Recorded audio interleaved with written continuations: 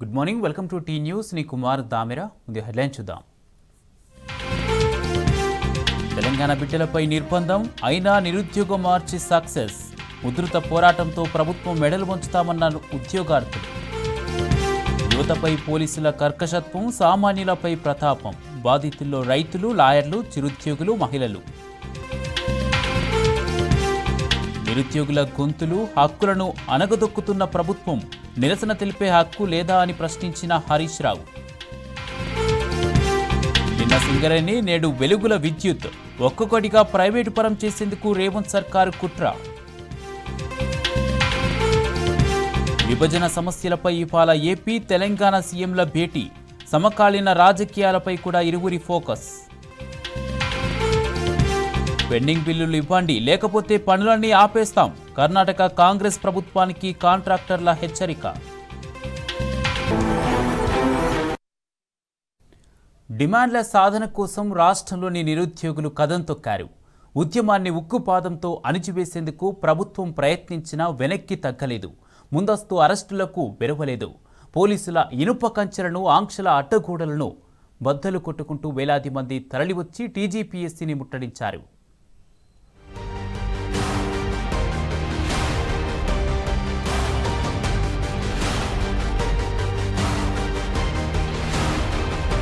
ఎన్నికలకు ముందు అడ్డగోలు హామీలు ఇచ్చి రెచ్చగొట్టి అధికారంలోకి వచ్చిన తర్వాత పట్టించుకొని కాంగ్రెస్ పై నిరుద్యోగులు కన్నెర్ర చేశారు. తమ డిమాండ్లను పరిష్కరించాల్సిందేనంటూ నిరుద్యోగులు చేసిన నినాదాలతో రాష్ట్రం దద్దరిల్లింది. లాఠీ చార్జీలు, అరెస్టులు, నిర్బంధాలతో ప్రభుత్వం దమనకాండ సాగించింది. నిరుద్యోగుల గర్జనతో దిగివచ్చిన ముఖ్యమంత్రి రేవంత్ రెడ్డి తన ఇంట్లోనే అత్యవసర సమావేశం నిర్వహించారు. తర్వాత తూచనేశారు. దీంతో తమ డిమాండ్ల సాధనకు గల్లీ నుంచి ఢిల్లీ దాకా పోరాటం ఉధృతం చేస్తామని నిరుద్యోగులు తేల్చి చెప్పారు.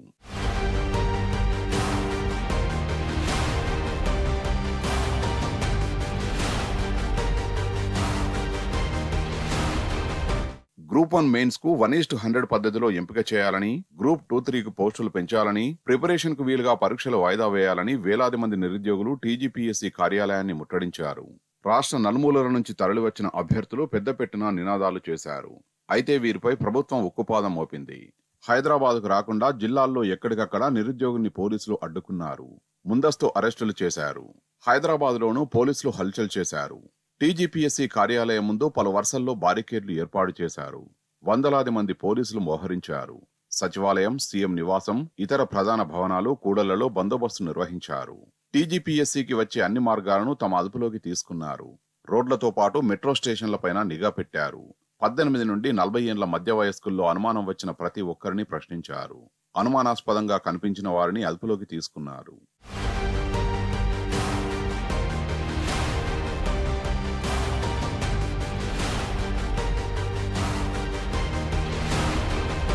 ఈ క్రమంలో వివిధ రంగాలకు చెందిన ప్రైవేటు ఉద్యోగులు, మహిళలు, కాలేజీల విద్యార్థులు ఇబ్బందులు పడ్డారు. స్టూడెంట్స్ అని చెప్పి కాలేజీ ఐడి కార్డులు చూపించినా పోలీసులు కనికరించలేదు. అసెంబ్లీ నుంచి నాంపల్లి వైపు నడుచుకుంటూ వెళ్తున్న వారందరినీ అడ్డగించి వివరాలు తెలుసుకుని అరెస్టు చేసేందుకు విశ్వ ప్రయత్నం చేశారు. శుక్రవారం నాంపల్లి వైపు రావడమే పాపమన్నట్టు పోలీసులు వ్యవహరించారు.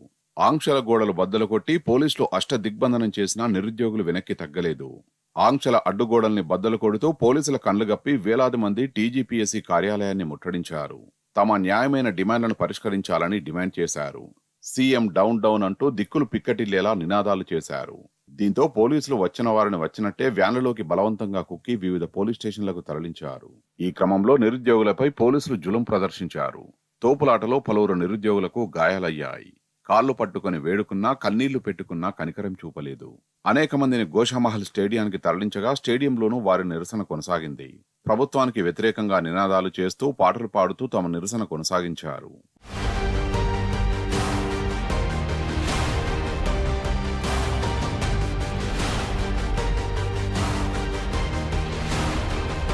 మరోవైపు రాష్ట్ర వ్యాప్తంగా జిల్లాల్లోనూ నిరుద్యోగుల నిరసనలు మిన్నంటాయి. తమ ఉద్యమాన్ని ప్రభుత్వం అనగదొక్కడంపై రాష్ట్ర వ్యాప్తంగా నిరుద్యోగులు ఆగ్రహం వ్యక్తం చేశారు. ఎన్నికల హామీని నెరవేరుస్తారా లేదా అంటూ కాంగ్రెస్ అగ్రనేత రాహుల్ని నిలదీస్తామని చెప్పారు. న్యాయపర మార్గాలను అన్వేషిస్తామన్నారు. నిరుద్యోగుల ఉద్యమానికి బీఆర్ఎస్ విద్యార్థి విభాగం సంపూర్ణ మద్దతు పలికింది. నేతలు గెల్లి శ్రీనివాస్, రాజారాం యాదవ్తో పాటు కార్యకర్తలు టీజీపీఎస్సీని ముట్టడించారు. వారిని పోలీసులు అరెస్టు చేశారు. గోషామహల్ స్టేడియంలో నిర్బంధించిన నిరుద్యోగులకు బీఆర్ఎస్ నేతలు ఎర్రోల శ్రీనివాస్ తదితరులు సంఘీభావం తెలిపారు. వారిని వదిలిపెట్టాలని డిమాండ్ చేశారు. కాంగ్రెస్ ప్రభుత్వం నిరుద్యోగుల జీవితాలతో ఆటలాడుతున్నదంటూ మండిపడ్డారు. నిరుద్యోగుల డిమాండ్లు నెరవేరేదాకా మద్దతుగా ఉంటామని స్పష్టం చేశారు. రాష్ట్ర ప్రభుత్వం నిరుద్యోగులను మోసం చేసి అధికారంలోకి వచ్చి వారి న్యాయమైన డిమాండ్లను పరిష్కరించాలి. గ్రూప్స్ ప్రిలిమ్స్ క్వాలిఫైకి 1:50 నుంచి 1:100కు పెంచుతామని కాంగ్రెస్ పార్టీ ఆ రోజు అధికారంలోకి రాగానే చేస్తామని చెప్పి మాట ఇచ్చింది. ఇచ్చిన మాటను మేనిఫెస్టోలో పెట్టినటువంటి మాటను నిలబెట్టుకోవాలి. మా జాబ్ క్యాలెండర్ ను రిలీజ్ చేయాలి. మాకు ఉద్యోగాల నోటిఫికేషన్ ఇవ్వాలి అని ఈ రేవంత్ రెడ్డి సర్కారు 100% కూలిపోక తప్పదు. ప్రపంచ చరిత్రలో చూసినా, దేశ చరిత్రలో చూసినా, రాష్ట్ర చరిత్రలో చూసినా తెలంగాణ ఉద్యమాన్ని నడిపిన చరిత్ర తెలంగాణ విద్యార్థి నాయకత్వానికి ఉంది. తెలంగాణ విద్యార్థి నిరుద్యోగులకు ఉంది బిడ్డ. ఈ తెలంగాణ విద్యార్థులతో నిరుద్యోగులతో గోక్కున్నాడు ఎవడు కూడా ముందుకు పోయిన పాపం లేదు. ఖచ్చితంగా రేవంత్ రెడ్డికి ఖచ్చితంగా నిరుద్యోగ గండం బట్టి ఉంది. నువ్వు ఇచ్చిన హామీలే నీకు ఉరితాళ్ళు అవుతాయి. నువ్వు ఇచ్చిన ఎలక్షన్ హామీలే ఇవాళ నీ చుట్టూ బంధిస్తాయని చెప్తా ఉన్నాను రేవంత్ రెడ్డి.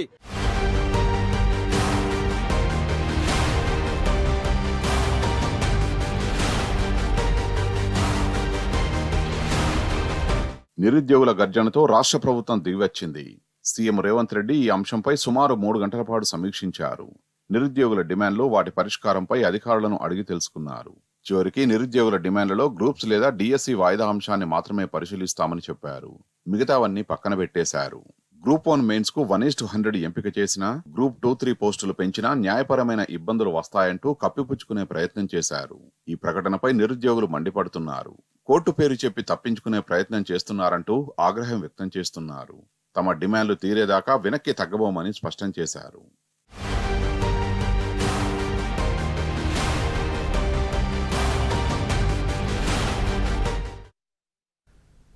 నిరుద్యోగులను నిండా ముంచిన రేవంత్ సర్కార్పై BRS working president KTR fire అయ్యారు. సీఎం రేవంత్కు యువతపై కానీ నిరుద్యోగులపై కానీ అసలే గౌరవం లేదని మండిపడ్డారు. ఇది నయవంచక సర్కార్ అని దుయ్యబట్టారు. తెల్లదొరల పాలన కన్నా దుర్మార్గంగా కాంగ్రెస్ సర్కారు వ్యవహరిస్తుందని నిప్పులు చెరిగారు. ప్రజాపాలన అంటూనే ప్రశ్నించిన పాపానికి యువతను అక్రమంగా అరెస్టు చేస్తారా అని నిలదీశారు. ఇది ప్రజాపాలన కాదు, ముమ్మాటికి ప్రజాకంటక పాలన అని కడిగిపారేశారు.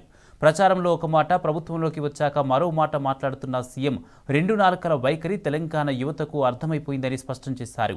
అక్రమంగా అరెస్టు చేసిన వారందరినీ బేషరతుగా వెంటనే విడుదల చేయాలని డిమాండ్ చేశారు. ఉద్యోగ నియామకాలతో పాటు జాబ్ క్యాలెండర్ ప్రకటించడంలో అట్టర్ ఫ్లాప్ అయిన కాంగ్రెస్ సర్కారు వెంటనే నిరుద్యోగులకు క్షమాపణలు చెప్పాలని తేల్చి చెప్పారు. నిరుద్యోగులను మోసం చేసిన కాంగ్రెస్ సర్కారు భూస్థాపితం కావడం ఖాయమని కేటీఆర్ స్పష్టం చేశారు.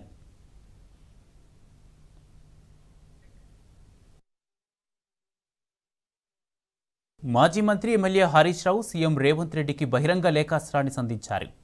7 నెలలుగా కాంగ్రెస్ ప్రభుత్వ నిర్లక్ష్యం వల్ల గ్రామాలు, పట్టణాల్లో పారిశుద్ధ్యం కుంటుపడిందని హరీష్ రావు మండిపడ్డారు. గ్రామ పంచాయతీలు, మున్సిపాలిటీల నిధులను ప్రభుత్వం వెంటనే విడుదల చేయాలని డిమాండ్ చేశారు.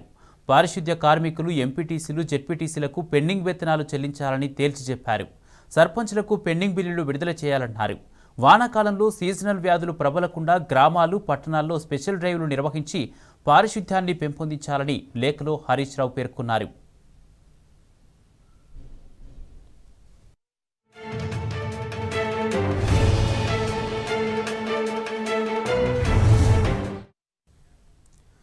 సీఎం రేవంత్ రెడ్డికి గద్వాల ఎపిసోడ్ కొత్త తలనొప్పిగా మారింది. వలసలపై ముఖ్యమంత్రి సొంత జిల్లాలోనే జరుగుతున్న లొల్లి హైకమాండ్ ముందు ఆయన్ను ఇరకాటంలో పడేసిందని సమాచారం. సీఎం రేవంత్తో భేటీ తర్వాత కూడా సరితా తిరుపతయ్య వెనక్కి తగ్గకపోవడం ఆయన్ను మరింత ఇబ్బందికి గురిచేస్తుందని తెలుస్తోంది. సరిత వెనుకాల ఎవరో ఉండి ఇదంతా నడిపిస్తున్నారని సీఎం అనుమానిస్తున్నారట.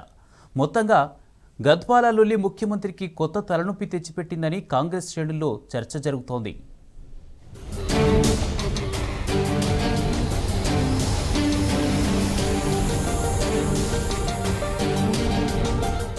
ప్రభుత్వం పడిపోతుందనే భయంతో బీఆర్ఎస్ ఎమ్మెల్యేలను చేర్చుకోవడమే పనిగా పెట్టుకున్న సీఎం రేవంత్ రెడ్డికి సొంత జిల్లా నుంచే షాక్ తగిలింది. కాంగ్రెస్ లో చేరేందుకు సిద్ధమైన గద్వాల ఎమ్మెల్యే బండ్ల కృష్ణమోహన్ రెడ్డి రాకను ఆ నియోజకవర్గ కాంగ్రెస్ శ్రేణులు తీవ్రంగా వ్యతిరేకిస్తున్నాయి. గత 2 రోజులుగా నియోజకవర్గ ఇన్ఛార్జ్ గద్వాల జడ్పీ తాజా మాజీ చైర్మన్ సరిత తిరుపతయ్య కృష్ణమోహన్ రెడ్డి చేరికపై తీవ్ర అభ్యంతరం వ్యక్తం చేస్తున్నది. వాస్తవానికి అప్పట్లోనే ఎమ్మెల్యే బండ్ల కాంగ్రెస్ లో చేరుతున్నాడని ప్రచారం జరిగింది. దీంతో అప్రమత్తమైన సరిత హైదరాబాద్ లో పార్టీ పెద్దల ముందు నిరసన వ్యక్తం చేయడంతో ఆయన చేరికకు బ్రేక్ పడిందట. అటు కృష్ణమోహన్ రెడ్డి సైతం తాను పార్టీ మారడం లేదని వివరణ ఇచ్చుకున్నాడు. కానీ తాజాగా హస్తం పార్టీలో చేరికపై కృష్ణమోహన్ రెడ్డి కార్యకర్తల అభిప్రాయాలు సేకరిస్తుండటంతో తిరిగి సరిత ఆమె అనుచరులు ఆందోళన బాట పట్టారు. బీఆర్ఎస్ ఎమ్మెల్యే చేరిక వద్దంటూ గద్వాల కాంగ్రెస్ శ్రేణులు గాంధీభవన్ ముట్టడించారు. కాంగ్రెస్ క్యాడర్ సరిత తిరుపతయ్య అనుచరులు పార్టీ కార్యాలయం ముందు ధర్నాకు దిగారు. PCC working president Mahesh Kumar Goud నచ్చజెప్పినా విరమించకుండా నిరసన తెలిపారు.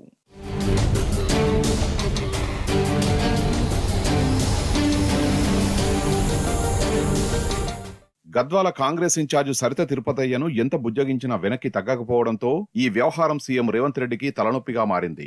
హైదరాబాద్ లో ఆందోళనకు గద్వాల శ్రేణులు బయలుదేరారని తెలవగానే ముఖ్యమంత్రి తన నివాసంలో సరితతో భేటీ అయ్యారు. ఆమెకు నచ్చజెప్పేందుకు ఎంత ప్రయత్నించినా ఆమె వెనక్కి తగ్గలేదు. సీఎం సూచనలతో ఆమె ఎంపీ మల్లురవితో సమావేశమైంది. ఎమ్మెల్యే చేరిక వద్దని కృష్ణమోహన్ రెడ్డి వల్ల పార్టీ క్యాడర్ అనేక ఇబ్బందులు పడ్డారని, తిరిగి ఆయన్ను చేర్చుకోవడాన్ని కార్యకర్తలు జీర్ణించుకోవడం లేదని తన వాదనను వినిపించారట. తనకు ఎలాంటి పదవులు అవసరం లేదని, నియోజకవర్గ ఇన్ఛార్జిగానే ఉంటానని కూడా చెప్పారట.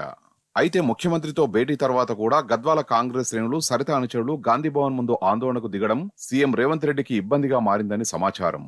సీఎం తన సొంత జిల్లాలోనే చేరికల లొల్లిని కంట్రోల్ చేసుకోలేకపోవడం అధిష్టానం ముందు ఆయనకు తలనొప్పిగా మారిందట.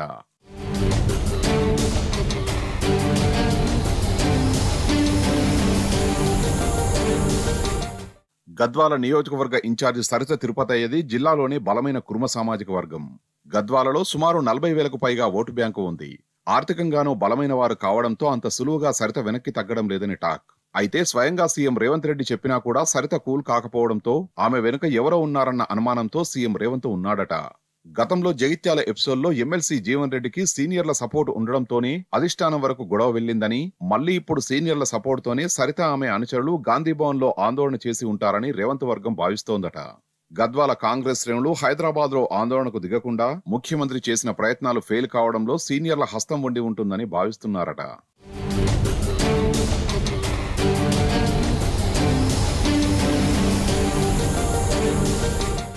ఎన్నికల ముందు సీఎం రేవంత్ ద్వారా కాంగ్రెస్ లో చేరిన సరితకు పెద్దగా రాజకీయ అనుభవం లేదు. అయినప్పటికీ పార్టీ పెద్దలు నచ్చజెప్పినా ఆమె వెనక్కి తగ్గకపోవడం కాంగ్రెస్ హైకమాండ్ ముందు రేవంత్ రెడ్డిని ఇరకాటంలో పడేసిందని సమాచారం. కాగా గద్వాల వివాదం మరింత ముదరకుండా సీఎం ఎలా హ్యాండిల్ చేస్తారోనని కాంగ్రెస్ శ్రేణులు ఎదురుచూస్తున్నాయి.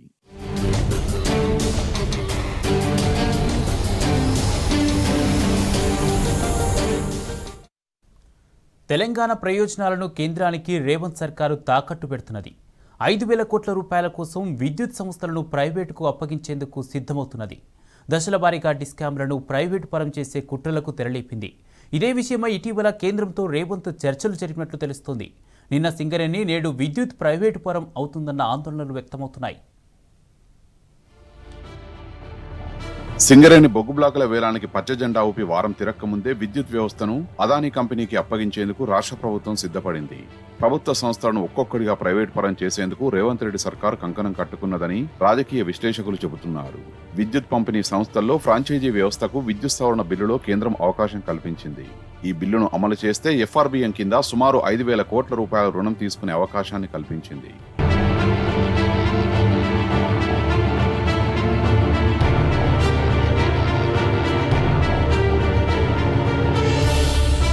తెలంగాణ రైతాంగానికి ఇచ్చిన మాట ప్రకారం ఈ విద్యుత్ సంస్కరణలు అమలు చేయనందుకు నాటి కేసీఆర్ సర్కార్ 5 ఏళ్లలో సుమారు 25,000 కోట్ల రూపాయలు నష్టపోయింది. ఇప్పుడు అలవిగాని హామీలిచ్చి అధికారంలోకి ఇచ్చిన కాంగ్రెస్ ఎఫ్ఆర్బిఎం సడలించడంతో వచ్చే 5,000 కోట్ల కోసం కేంద్రం ముందు మోకరిల్లిందని విశ్లేషకులు చెబుతున్నారు. ఒక రకంగా తెలంగాణ ప్రజలు రైతుల ప్రయోజనాల్ని కేంద్రానికి తాకట్టు పెట్టిందని విమర్శిస్తున్నారు. ఇటీవల ముఖ్యమంత్రి రేవంత్ రెడ్డి ఢిల్లీ వెళ్లి ఇదే అంశంపై కేంద్రం పెద్దలతో చర్చించారనే సందేహాలు వ్యక్తమవుతున్నాయి. రాష్ట్రంలోని ప్రధాన ఆదాయ వనరుల్ని క్రమపద్ధతిలో దశలవారీగా ప్రైవేటీకరిస్తారనే సందేహాలు కలుగుతున్నాయి. ఇందులో భాగంగా విద్యుత్ సంస్థలు నష్టాల్లో ఉన్నాయని నమ్మించేందుకు రేవంత్ రెడ్డి సర్కార్ విఫల యత్నాలు చేస్తున్నదని విద్యుత్ రంగ నిపుణులు అంటున్నారు. సంస్థలు నష్టాల్లో ఉంటే నాడు తలసరి విద్యుత్ వినియోగం ఎలా సాధ్యమైందని ప్రశ్నిస్తున్నారు. కావాలనే విద్యుత్ సంస్థలు నష్టాల్లో ఉన్నట్టు చూపెడుతున్న విమర్శలు వ్యక్తమవుతున్నాయి.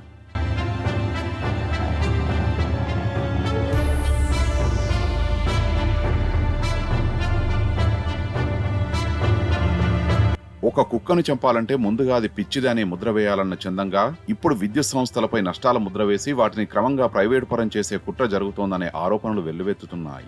ఇందులో భాగంగానే పైలట్ ప్రాజెక్టుగా హైదరాబాద్ పాతబస్తీ బిల్డింగ్ ను తెరపైకి తెచ్చారని విశ్లేషకులు పేర్కొంటున్నారు. నాడు దేశం మొత్తం తెలంగాణ విద్యుత్ సంస్థలను పొగిడిన విషయాన్ని గుర్తు చేసుకున్నారు. ఇప్పుడు ప్రభుత్వ పెద్దలే ప్రభుత్వ సంస్థలు నష్టాల్లో ఉన్నట్టు చూపితే రాష్ట్రానికి పెట్టుబడులు, కంపెనీలు వచ్చే అవకాశం ఉండకపోవచ్చని అభిప్రాయపడుతున్నారు. విద్యుత్ వ్యవస్థలో ప్రైవేటీకరణ జరిగితే ప్రభుత్వ డిస్కంలకు ఉరితాడు పడ్డట్టేనని హెచ్చరిస్తున్నారు.